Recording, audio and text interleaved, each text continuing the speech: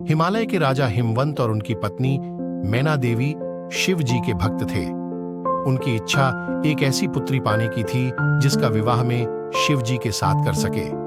मैना देवी ने शिव जी की पत्नी गौरी देवी को प्रसन्न करने के लिए कठोर तपस्या शुरू कर दी। कई दिनों तक वह बिना खाए पिए तप करती रही। गौरी देवी ने प्रसन्न होकर मैना देवी की बेटी के रूप में जन्म लेने का वचन दे दिया। गौरी देवी ने आग में कूदकर अपनी जान दे दी। इसके बाद उन्होंने मैना देवी की बेटी के रूप में जन्म लिया, जिसका नाम पार्वती रखा गया।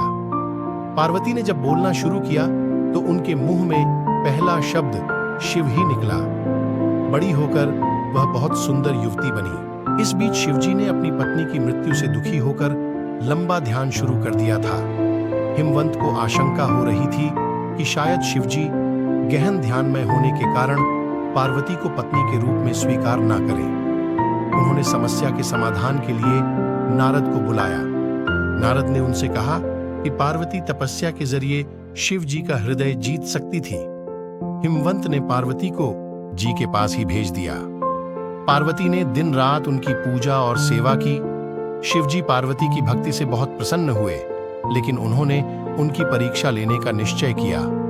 उन्होंने युवा ब्राह्मण का रूप धारण किया और पार्वती के पास जाकर कहने लगे कि भिखारी की तरह रहने वाले शिवजी से विवाह करना सही नहीं होगा।